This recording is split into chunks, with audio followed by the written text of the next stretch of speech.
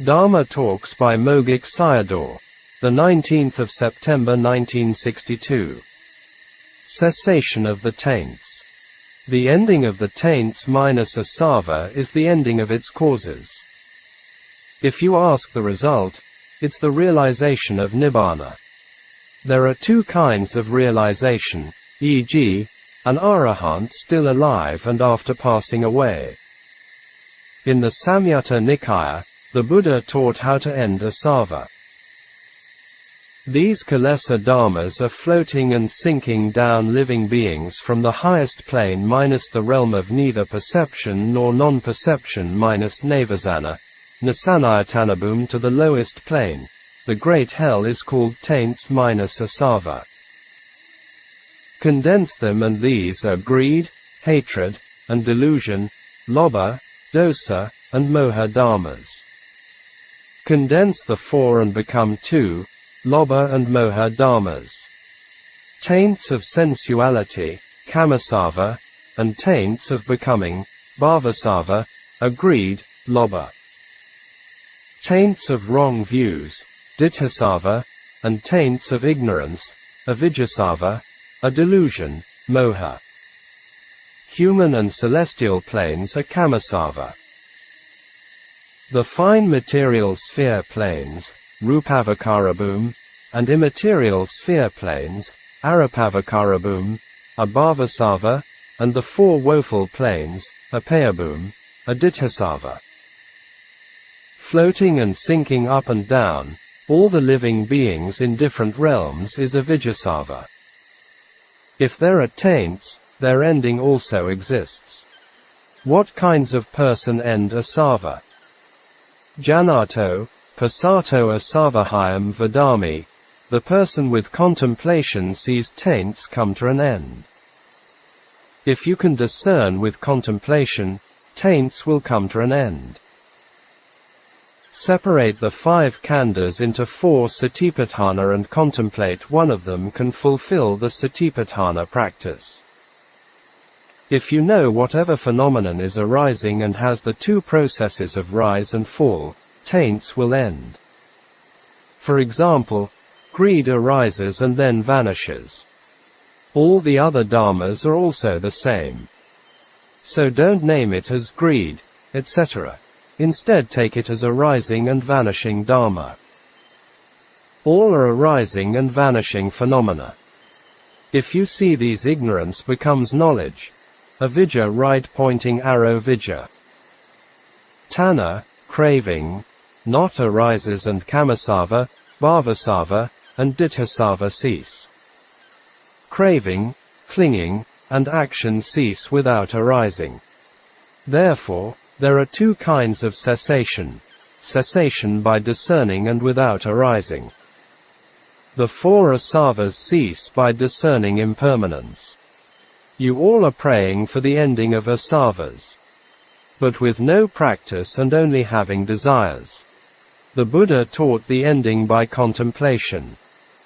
And then he said that the ending of dukkha, peaceful Nibbāna, couldn't be realized with relaxed effort, but with only full effort.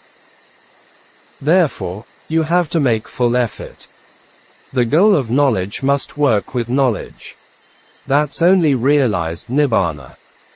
With only dana, sila, and samadhi can't get it. These are only support for it. Sayadaw gave the simile of a hen and some eggs from the sutta to explain on the realization of Nibbāna with practice and not by prayers. He told the duties of the hen. For this point, the Buddha gave the simile of a hen and eggs. With the contemplation of impermanence, Kilesa becomes thinner. It was like the hen sat on the eggs very often and dried up the liquid of Kilesa inside it. And also the avijja shells were becoming thinner. The darkness of avijja disappears and the light of vijja appears. Practice with the three jobs of anicca, dukkha and anatta, contemplate it over and over, and the shell of ignorance will thin out. And then tanha liquid will dry out. And we'll see the Nibbāna light element. These are the result of the contemplation of impermanence. Accept this job and there is no other refuge. Shell of ignorance and tanna liquid cover up the knowledge, nana. Therefore, knowledge can't sharp. Without the contemplation, every day tanna liquid cover up thicker and thicker. If the mind has smell like the body, it may be very unbearable. With the contemplation, it becomes vijja udapadi, knowledge arises. Human beings are every day covered up with ignorance and craving, and their minds are over-polluted. Medias and environmental problems support this point. Therefore, not become a loko udapadi, light can't arise. The function of knowledge is bhavatabha, continuous contemplation and development. It happens only by development, not by praying or prayers. Later Buddhists do a lot of prayers to get outside powers. Even wanting to be born in the Brahma worlds has to practice. So no need to mention about Nibbāna with prayers. You can ask how long have to contemplate. With example, wise people can know it. The Buddha gave the simile of an adze. Your duties are not separating from impermanence with the knowledge. I.e., Anaka, Magga is Vijja. Therefore, knowledge is doing the job of trimming out ignorance. Here nothing to do with the perfection, parami. If you use the handle of an adze to strike things a lot, the handle will be eroded. Seeing impermanence a lot, avijja and tanna become thinner and asava will come to an end. With the less contemplation, kilesa come in between the practice. And then avijja and tanna are becoming thicker. Dhamma Talks by Mogok Sayadaw, the 20th of September 1962. Are you worshipping wrong views? Before in the past lives, you all had done dana, sila, and samatha practices. Why can't you still realize Nibbāna until now? You have to know that there's something still obstructing you. The self-view of my dana, my sila, and my samatha are mixing up with you. These are the hindrances. You might meet one of the Buddhas in your past lives. Before many Buddhas had arisen in the world, as many as the numbers of sand grains in the Ganges River. The Buddha also mentioned that one couldn't find the beginning of a living being because samsara was so long. Even you met the Buddha, me and mine self-view hindered you for the realization of Dhamma. Outside the sasana, i.e., other teachings, sasana refers to the Buddha's teachings. It governs living beings all the time. Even without dispelling atta ditthi, doing dana, sila, and samatha, and encountering the teaching, it hinders the realization of Nibbāna. Therefore, you are suffered from the khandha dukkha and the dukkha of burnt with kilesa heat. If you have me and you have mine, they forbid the ending of khandha and tanna. It doesn't forbid other things. It prefers you to be in the sea of dukkha. It doesn't prefer you to be free from dukkha. Quite an evil dharma it is. But the difficulty is you all are worshipping him. Not understand the d.a. of the khandha that this wrong view arises. It was also atta ditthi that we had missed the Buddha because at that time, we were in the woeful plains. It was also we had missed the Dhamma because it was resisted by ditthi within our hearts. There were two chances of missing, without and with encountering the Dhamma. The power of atta ditthi is quite extensive, and reaching the whole 31 realms of existences. Nothing is possible without it. It's like all living beings are bound with the ropes of ditthi and floating down the river of tanna water. If the ditthi ropes are never cut off or falling apart, one can't free from the danger of tanna water. Ditthi was so evil that the Buddha told us to deal it before than when you were hit with a spear or your head was on fire. In the Abhyakatasamyutta, Vaka Brahman asked the Buddha, "Does Atta exist?" The Buddha not answered. He asked again, "Does it not exist?" The Buddha again not answered. So then, Ananda asked the Buddha why he didn't answer them. The Buddha replied to him that if he answered it did exist, one would take it as eternalism. SN.44.8. Vakagata Suttam. If he answered it didn't exist, one would take it as annihilationism. Therefore, the Buddha not answered it. And now you'll understand how difficult to dispel ditthi. Listen with the big ears only have the value, it means nana ears. Another point was if the Buddha answered Atta existed, it was the opposite of sabbe dhamma anatta, all dharmas were not self. If answered not existed, he had already had the view of Atta and become confusion. This point is quite true. Even to Buddhists who believe in self or soul is not easy to accept Annatta doctrine. Except the discerning of impermanence, there is no other Dharma can destroy ditthi. Insight knowledge, vipassana magga, is like digging out the root of a tree and path knowledge cutting off the root after it exposes. The first magga doesn't cut off lobha and dosa. It cut off ditthi alone. Only by abandoning it, that can be free from the four woeful planes of existence. So you have to know that living beings arriving there are the cause of ditthi. It sends beings to blissful planes of existence, sugati, and forbid Nibbāna. If you see the arising phenomenon, free from akeda view. If seeing the vanishing, free from sasata view. Practice for seeing impermanence means to kill ditthi. Practice to see its disenchantment means to disenchant ditthi. Practice to see its ending is cut off the root of ditthi. Dharma Talks by Mogok Sayadaw, the 22nd of September 1962. Body and mental pains. The five khandhas are always changing. The nature of form, rupa, is changing.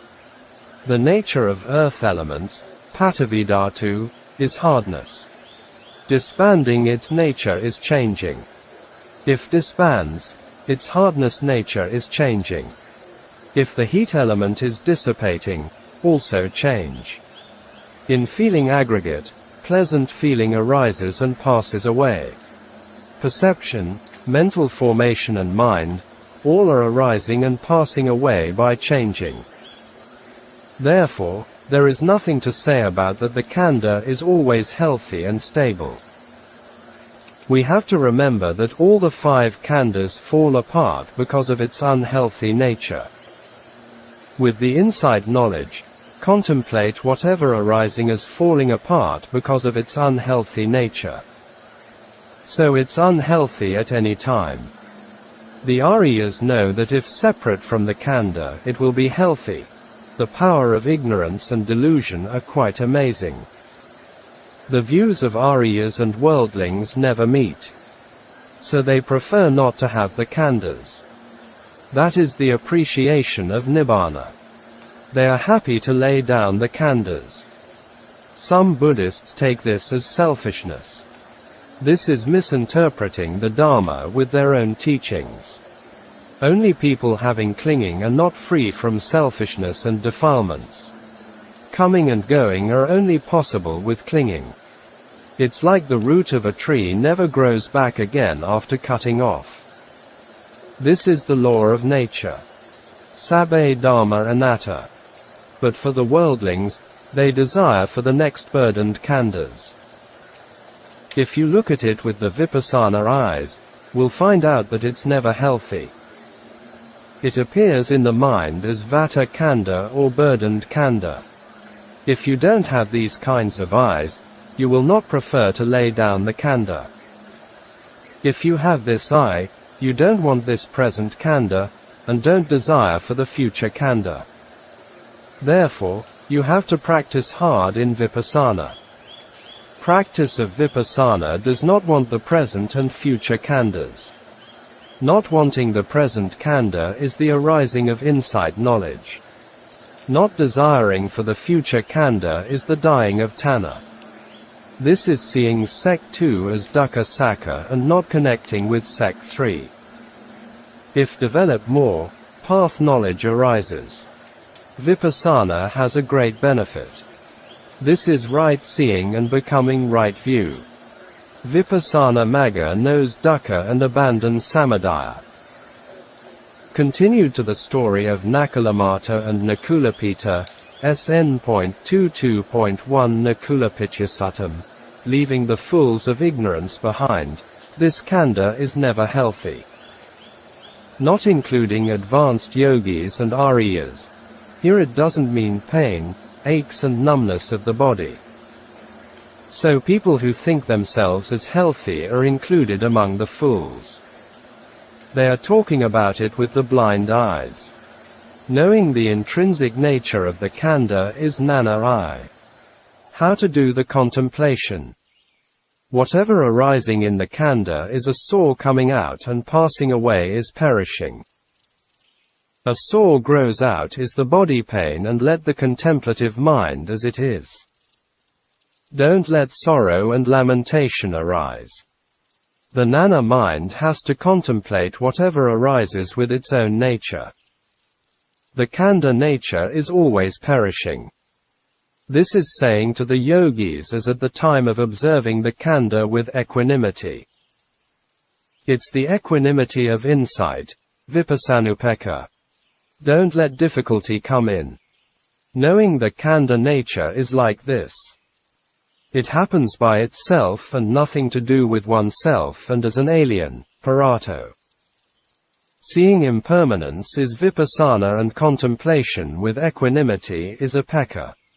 Combined together is called vipassanupekkha. Later it develops into the knowledge of equanimity towards formations, sankharpekkha nana. After that path knowledge arises. Does it take long? I am urging you to do it quickly. If not, death can overtake you. The Buddha instructed them let the body pain and not the mind.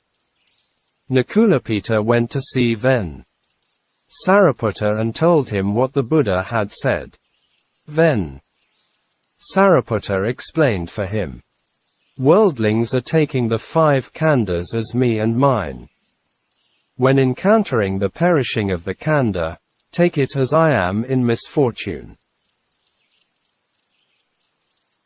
And then follow with sorrow, lamentation, pain, grief and despair. These are body pain and mental pain. A person with the vipassana contemplation and the knowledge will change with its own nature. But the mind observes with its own nature and no mental pain. It's like watching the flowing water, a still flowing mind. Path factor's mind, magga citta, is not a mental pain. This is the mind contemplating impermanence, or the right knowing mind. Because Sek 2 not connects with Sek 3. With body and mental pains, Sek 2 connects with 3, and Sek 4. If you don't have mental pain, a process ceases in the beginning, in the middle and in the end. It is because you are in body and mental pain if one of them arises. I didn't give this talk in details before. If no mental pain, the 3 processes of a are ceased to arise. Dhamma talks by Mogok Sayadaw, 23rd and the 24th of September 1962. How to die with feelings. Of the 3 kinds of feelings, one of them always exists. It's called the aggregate of feeling, Vedanakanda. Therefore, it is not devoid of feeling at any time. Someone observes with knowledge always discerns one of it. If it's free from feeling, becomes Nibbāna. So without Vedana is Nibbāna. A monk asked the Buddha, one person has knowledge and the other without it, and both of them experience three kinds of feeling. What are the differences between them? Their reactions are different. Contemplation of the mind includes feeling, and contemplation of feeling also includes the mind. Therefore, I give this talk to you. First, I'll talk about the person without knowledge. For example, hitting with a thorn and painful feeling arises, and then followed with unpleasant mental feeling, domanassa vedana. Hit by a feeling and it becomes unwholesome. After that, followed with tanha, the desire for feeling better. Dependent arising process is turning into a cycle. From the end with sorrow, sokha, lamentation, paraveda, to the beginning, ignorance, avidya, right pointing arrow mental formation, sankhara. Don't know the arising of phenomenon includes ignorance, delusion. Three kinds of A. Processes arise, lobha, dosa, and moha. Therefore, becoming a person without knowledge is frightening. Only dharmas leading to the painful existences are arising, apayabhum. From the point of contemplation of feeling, it's very bad. Die with anger and go to hell realms. With the desire of getting well, tanha, go to the realms of ghosts, pitas. Without contemplation and die with ignorance, delusion, go to the animal realms. Dharma is leading people there. A person without knowledge has disadvantages in the present and samsara. Compare with your donations and merits, every day from dukkha vedanas, which connect the three kinds of A. Processes are uncountable. Therefore, the Buddha ought to say that 100,000 people died and no one took rebirths in the blissful plains, sugati. The life of a not knowing is very bad indeed. It's clear that without approaching a wise person, i.e., kalyana mitta, can't realize Nibbāna. A person with knowledge is not in this way. If dukkha vedana arises, he contemplates it as impermanence. And then two kinds of A. Processes are cut off. It is followed with tanha if sukha vedana arises and without knowledge. Again, no contemplation means ignorance, delusion, moha. So he moves on the path to ghost and animal, the cause of tanha, avidya. For the person with knowledge, if sukha vedana arises, contemplate its impermanence. So he moves on the path to Nibbāna. Without and with contemplations is a big difference between them. These are the paths to apayas, apayabhum, and Nibbāna respectively, the most miserable path and the path of supreme happiness. Again, without the knowledge, if apekha vedana arises and without contemplation is moving on the path of ignorance towards the animal realm. Even doing merits without knowledge is followed with the A. Process of tanha. It becomes clear that no knowledge is frightening. The Buddha once asked Ven. Sariputta on the benefit of having a spiritual friend. Ven. Sariputta's answer was, he may reach to Nibbāna, the ending of dukkha, just because of a spiritual friend. There were many stories of these in the suttas. According to this sutta, in the Vedanasamyutta, it was clear that people had to live with vipassana dharma. Every day the three types of Vedana are arising in turn. With no contemplation, people are doing kamas to apayas. And it's quite frightening and far from Nibbāna. It's a great loss. The Buddha taught in the Sakkasamhita were quite believable. Sayadaw continued the talk by telling the story of Sariputta and how he met his teacher Ven. Assaji. If you have doubts in the contemplation of feeling, contemplate at contact, phassa, as conditions and feeling arises. And with the contact ceases and feeling also ceases. Continue the contemplation until feeling extincts or comes to an end. And then feeling disappears with the khandha. You will realize Nibbāna if you can contemplate until Vedana extinct. Ven. Assaji taught Sariputta that in the khandha only causes and effects existed. With the causes arose, the effect came to be. And with the cessation of the causes, came the cessation of effect. The 5 khandhas are only in speech. The real existence is impermanent. With this short teaching, Sariputta was entering the stream. Continued to tell the story of Ven. Sariputta became an arahant. Contemplation on feeling is also good in its own right. Climb up to the higher path knowledge with the contemplation of feeling. If you want to enter the stream, be with the contemplation of mind. All these things came from these stories. It seemed Sayadaw himself practiced in this way. At near death, nobody is devoid of feeling. If you die with overcoming Vedana, latent tendency of lust, raganasaya, latent disposition of hatred, dosanusaya, and latent tendency of delusion, mohanasaya, these 3 latent dispositions will cease. If you can overcome now, it's good. At near death, to overcome it instantly is not easy. Therefore, the Buddha taught contemplation of feeling as an important subject. Yesterday I also taught about the importance of feeling. The Buddha told us to have mindfulness and wisdom and not let the time pass by. I remind you to make effort to see and know earlier the cessation of cause and effect. What will happen if having knowledge in the khandha? With the cessation of feeling, the khandha also ceases. The cessation of khandha is Nibbāna. In this sutta, it was mentioned as it could be realized Nibbāna.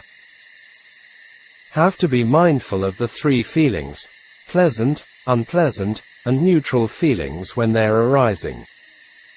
This is called mindfulness, sati. Sampajanakari, have to follow with wisdom. It includes wisdom not only knowing the arising but also its disappearance. Knowing the arising is sati and seeing the vanishing is wisdom. Every time feeling arises and knowing with mindfulness is satipatthana. It is sampajana minus panna if you can see the vanishing. Every time knowing the arising is sati, knowing the arising and passing away is panna, impermanence. Therefore, its teaching was including both as sati and sampajana. Kalam agamaya, not let the time pass over. It taught about knowing the cause and effect. The 3rd point you still not heard before is important to remember it. For example, on the body, Sukha Vedana arises. It's a dependent Dhamma and can't arise automatically. It depends on the body. Depend on the body's sensitivity, Kayaprasada. Again it depends on the contact of the object. Dependence on the body and contact, Sukha Vedana arises. Both of them are anicca. Therefore, Vedana arises by anicca dhammas. Have to know the time of impermanent cause and impermanent effect. In this way, the latent tendency of lust can't follow behind it, Vedana. According to the D.A. process, tanha can't arise. Observe with knowledge on the 2 periods of arising and passing away. If dukkha Vedana arises, Contemplate its impermanence and latent disposition of aversion minus patyānasaya dies. D. A. Process is cut off and next khandha not arises. Impermanence is dukkha sakha. Therefore, vipassana contemplation is doing the sakkanalomika gnana, knowing the truth. So you get the knowledge of knowing the truth. If neutral feeling arises, contemplate its impermanence. And the latent disposition of not knowing ignorance ceases. D. A. Process is cut off in the beginning. The two causes are in the present time, kala, and the result Vedana also in the present. This way of contemplation of Vedana with the cause and effect time was taught by the Buddha in the Vedanasamyutta. Contemplate the impermanence of pleasant, unpleasant, and neutral feelings, and greed, hatred, and delusion die away. And also D. A.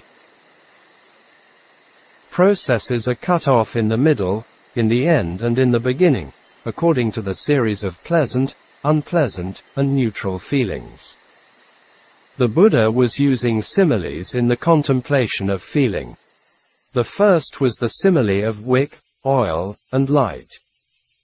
Wick and oil were impermanent, so the light was also impermanent. The Buddha continued to talk on the realization of Nibbāna. This sutta was quite long. Feelings die before and the three latent tendencies die later. Here, feelings are impermanent, the contemplative mind is path factors, magga, and with the dying of three latent dispositions, anusaya. Anusayas cease without arising. With the cessation of feeling, the heart becomes cool and peaceful because it's without the murderers, kilesas. Again the Buddha gave another simile for it. It was like a clay pot after fired and left it outside the fire. The cessation of feeling is Nibbāna. The cessation of kilesas is cool and peaceful. If feeling ceases, it's peaceful. The coolness is coming from the cessation of the oppressive feeling. Also without the arising of its companions, it's peaceful, i.e., lobha, dosa, and moha. So the path knowledge has the nature of coolness and peace. Contemplation without the time passing over means not missing the cause and effect or not let kilesa comes in between them. Dhamma Talks by Mogok Sayadaw, the 26th of September 1962. Should know one's value. We construct the four woeful planes of existences from here. We can also demolish it from here. So this human world is the main center. According to the mind process of the D.A., we build hell fire in hell realms. If we end the mind process leading to hells, hell fire and hell walks disappear. By creating kamas to heavens, celestial mansions are appearing there. By doing kamas to Nibbāna, all the worlds disappear, 31 realms of existence. Therefore, you can get goodness or badness in the human world. It's like the main railway station from Yangon to Mandalay. Human world is the precious place. If you can't use it properly, coming here for the provisions to the woeful existences. Most human beings don't know the Buddha's Dhamma and having the rare chances of arriving here, instead of cultivate goodness and doing many unwholesome kamas for the above purpose without knowingly. All these things are relying on the companions. From here you can go to hells, blissful places, and Nibbāna, any place you desire. You'll follow people much closer to you. Therefore, companions are very important. As like there are three kinds of companions and also three types of mind elements. Therefore, training one's mind is the first main point. For example, in seeing the form of a flower and you desire it. Then, the mind is leading you there and it is not a person. Again, you see a flower and your mind wants it to offer the Buddha. And it's leading you to Sugati, blissful destination. If your mind can contemplate its impermanence, and it's leading you to Nibbāna. With a form Dugati, Sugati, and Nibbāna arise respectively, painful and blissful existences and Nibbāna element. If you don't meet with spiritual friends, Kalyanamitta, normally the mind leading to upayas are arising more.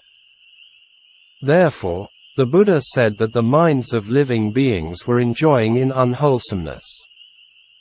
So, Kalyanamitta is very important. We ourselves don't know how to cut off D.A. processes. With his help complete our goals. Continued the story of Malankiyaputta, the Buddha instructed Ven. Malankiyaputta on practice.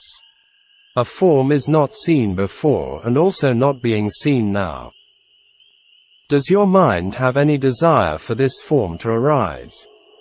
The Buddha continued to ask him the same way for other sense doors and objects. For example, at the moment of just seeing a form, the desire and wanting mind can't arise. If you can stop at seeing and knowing, the mind of desire, clinging and the effort of action to get it not arise. And then you can reach Nibbāna. Just stop at seeing and knowing. This is also a kind of vipassana. Just stop at hearing and knowing, etc. If desire, aversion and delusion not arise, one can reach Nibbāna. The Buddha gave the shortest instruction. It means not lost mindfulness. If lacking mindfulness and D.A. process continues. Seeing, knowing, hearing, knowing, etc., and lobha, dosa, moha not arise. With this contemplation, then, Malankiyaputta became an arahant. He could stop with just seeing, hearing, etc. But you all can't stop this way. The Buddha in his 45 years of teaching, this instruction was only given to Ven. Malankiyaputta and Darusariya, Bahya. It was taught according to the person's nature. You have to follow the Dhamma relating to most people. For you, seeing consciousness arises. And you have to contemplate quickly from behind as after seeing and passing away. Ditthamatam bhavasati, i.e., seeing as just seeing, is very difficult to stop. All others entered Nibbāna with impermanence, continued to talk on Cittanupassana. Contemplation of impermanence is in Sect 2. The Buddha taught that it was dukkha sakka, i.e., the 5 khandhas. Therefore, if you can contemplate impermanence, get the sakkanalanika nana, knowledge in accordance with truth. It's important that impermanence must follow with magga. Nibbāna will be realized sooner or later.